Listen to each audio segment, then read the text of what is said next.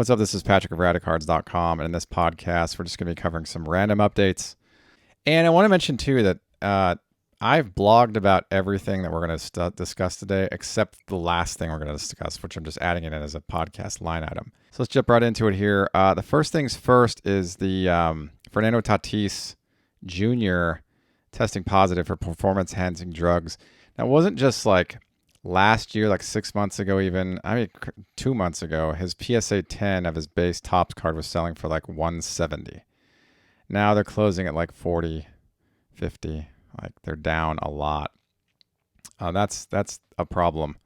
Yeah, apparently he got a haircut like back in June and he developed some sort of ringworm. And so he got some medication for it, but the medication contains some sort of a PED.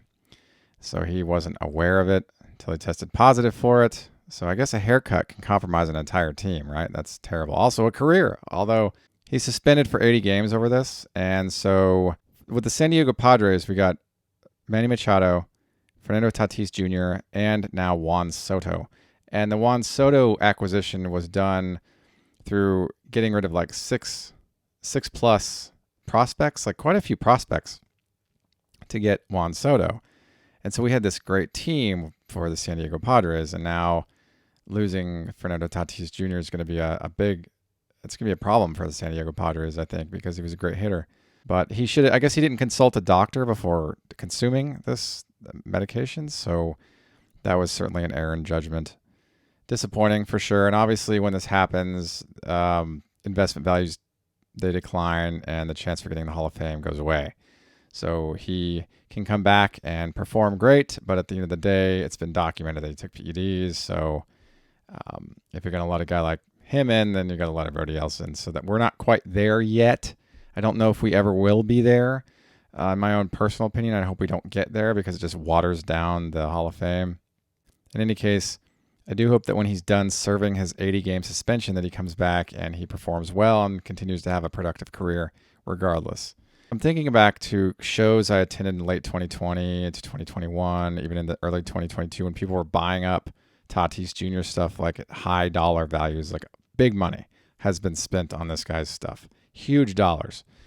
And so probably this is disappointing for the quote-unquote investment type collectors and buyers. I put quotes around that because in my experience, though there are many individuals who claim to have the ability and power to tell what's going to happen in the future, but nobody on earth has that ability, unfortunately. So investment advisors are crafted in the skill of assuming that there's a pattern that could be replicated based on historical values, but at the end of the day, there's no guarantee that anything will happen, because typically you can forecast based on the background of information, the historical information. You can do that to a degree, but you'll never really know what's going to happen in the market. And so in this capacity, there were a lot of people buying and selling, and a lot of people made a lot of money buying and selling Tatis Jr. stuff in late 2020 into 2021 during the COVID spike. That's what I like to call that. And now people getting out of it as fast as they can. And stuff still sells well. He still has great cards, but because this is now kind of a cloud over him, they won't sell as easily. They'll sell as easily as Mark McGwire or Sammy Sosa or Barry Bonds stuff. Granted, Bonds has a player collector base. I think I've not met, but I'm familiar with one or two Mark McGwire collectors. My buddy is a big Mark McGwire collector. So there are still collectors of these guys. I'm sure Tatis still has a collector base, and so whatever the case, like if you're in it for collecting, just collect what you like, no matter what happens.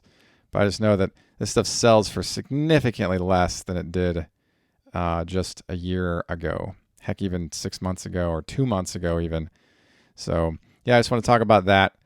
I do hope that he recovers fast from his ringworm issue and that we get to see him play ball again soon. So there's that. Fernando Tatis Jr. testing positive for PEDs.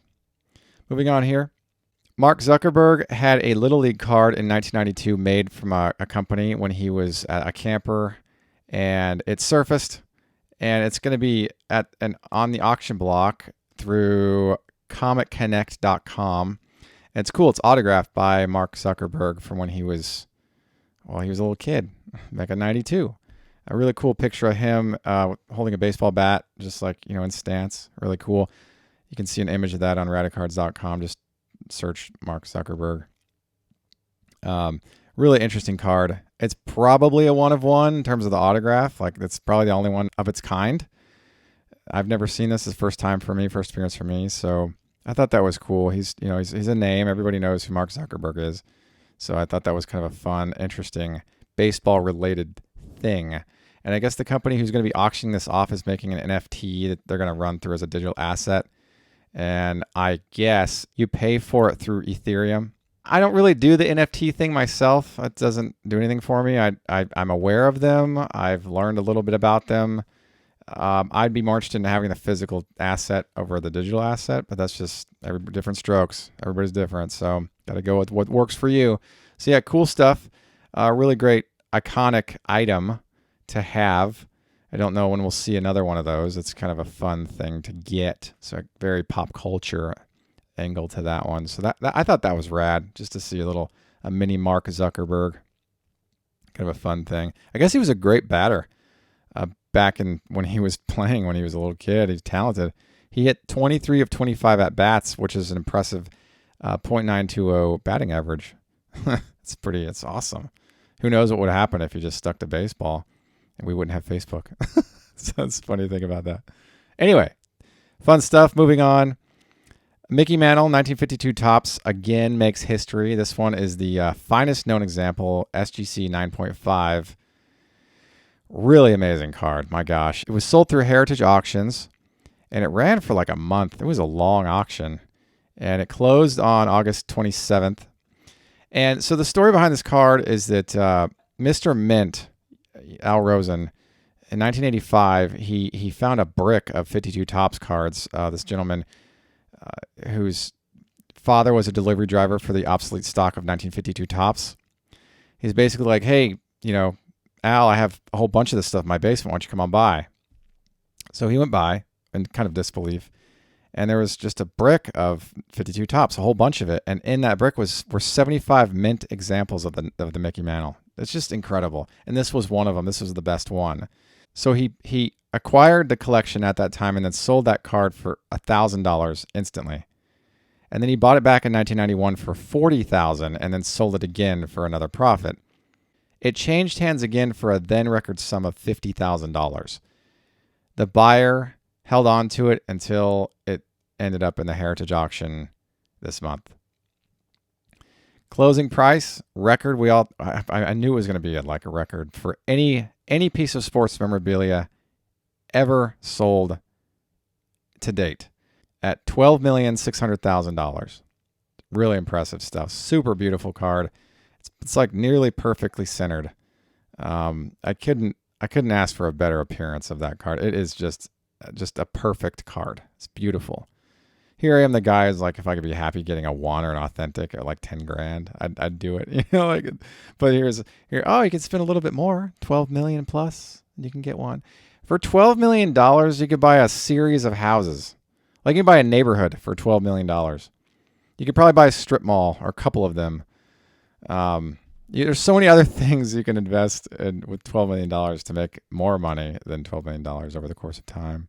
But it's all relative. If someone's making $1 billion or, had some billionaires buying this stuff, what's a few million? What difference does it make? A few being like 12, but a few to us is 3. A few to someone who's making billions and billions of dollars, $12 million is like, who cares? Whatever. It's like $2,000 to us, so it's us as in like the normal income people. I don't want to say normal because everybody's, unique in their own way, but it's like normal income is like the standard like bell curve. The statistical mean income is not going to put you at $12 million. So $12 million is considered a lot to most of us. Anyway, I wanted to talk about that because it's such an awesome card. I've got it there on the blog if you want to go check it out. Really great stuff. Heritage does a great job. They're always listing really amazing things. And this next one was sold through Heritage, and it ended in the same day. It was like part of that same month cycle of auctions. So this next one, this exact same card sold back in March of 2021. And at that time, it sold for $1,752,000 through a golden auction. This is the BGS 10 Black Label 1996-97 Topps Chrome Refractor Kobe Bryant rookie card. This is the ideal rookie card to get for Kobe. I remember when this product came out, and a buddy of mine, we were in Taekwondo together, and he was like, dude, Kobe Bryant. He was like all about Kobe. He's a big basketball player. He and I would train, and then we'd go shoot hoops sometimes. Cool kid. And he brought up Kobe Bryant, and I was like, okay. So it was on my horizon, my radar in 96. I'd learned about Kobe Bryant. And then I learned about Topps Chrome, and then I learned about Topps Chrome Refractors. That all just kind of came together within like a year's time. It wasn't until later that I found out Topps Chrome was a retail-only product for basketball. And I guess it didn't sell as well as they were hoping, and these refractors could only really be found in that product, obviously, because it's the Topps Chrome Refractor. And so I look at the sale from back in March as like, oh my gosh, I should have got this card in a 9 when they were $3,500 at the National in 2019. You know, I don't bring that much money to the National, but this would have been a card I should have bought back in 2019. They were so affordable for so long, and now I can't touch them. It's like the 2001 Topps Chrome Retrofractor Ichiro. It's like I should have bought that when I had a chance for like $500 for a 9. Now they're like untouchable. But the sale from March 2021 at $1.7 million, a lot of that was probably driven by the overhyped investor market, and it probably just brought tons of traffic to this particular card. The market has corrected, and so the sale from August 27th, this card sold exact same specimen, by the way, same serial number, same everything. It's the exact same one that sold in March 2021. This time it sold for $795,000, and that's after the buyer's premium. So was the previous price, but just want to put that out there that that's a drop in nearly 55% from just 17 months ago. And so it's a pretty big drop. I mean, granted, it's still a huge sum of money. I will say this though, no matter the price, it's just one of those cards that's always desirable, and it'll never be a bad purchase. I think that about a lot of Jordan cards, Mantle cards, Gretzky cards. I mean, there's just certain players and certain cards that will always be good buys, and I think this 96-97 Topps Chrome Refractor Kobe will always be a good buy in any condition, any grade. Just always a great card. And there are other key rookies in that set. Steve Nash is there. Who's that one guy with the tattoos that has a really emotional Hall of Fame? Allen Iverson is in the set. So if you dig this stuff, I always like the design of 96-97 Topps Chrome basketball. I think it's a good-looking card. Good-looking design. Anyway, Heritage Auctions, $795,000. Still an awesome purchase. I think this would be a card I'd love to own someday. Not this exact black label. I don't need the black label. If I get like a PSA 8, I'd be happy. I mean, I think the Kobe cards are awesome. He's a favorite. He's a fan favorite. Anyway, I wanted to touch on that because that's a huge sale as well. It didn't get into the million like it did previously, but it's still a massive sale. Now, if this card was sold by the same person who bought it at 1.7, he took a huge loss on it. Whatever. Again, relativity. If you're making a ton of money, a purchase like this is not going to be that big a deal. I want to close out the podcast with a food update. I love food. I talked about food in a previous podcast. I want to talk about it again here. The Klondike Choco Taco gets discontinued. Yeah, apparently Klondike wants to reallocate the funds that would otherwise go toward the Choco Taco to its other products in its catalog that are doing much better than the Choco Taco. They do plan on stocking ice cream trucks with the Choco Taco at some point down the line, so it'll still be available in a different context than the store. You'll have to just kind of get it from an ice cream truck. So in the summertime, when you hear the jingles coming through the neighborhood, just inquire about it. See if you can get your hands on one. But I've eaten a few. I'm not huge on ice cream. I love it, but it's high caloric content I don't need, so I don't consume it very often. Maybe once a year, maybe for like a birthday party or something, but I don't buy it. I love it though. Choco Tacos are delicious. Klondike makes that little brick that square brick bar. I always liked that when I was younger. So yeah, we're going to miss the Choco Taco, but Klondike makes a variety of other great treats to check out and consume, and I'm sure we'll be fine. We'll live without the Choco Taco. But yeah, that's a fun finisher to the podcast, because I think we all have enjoyed some lines of that kind of food in our day, and we can relate to how delicious a lot of that stuff is. So anyway, thank you for tuning in to the Radicards podcast and Radicards.com. I'm your host, Patrick Greeno, and until next time, enjoy collecting. If you like this content, please subscribe. Thank you. Enjoy collecting.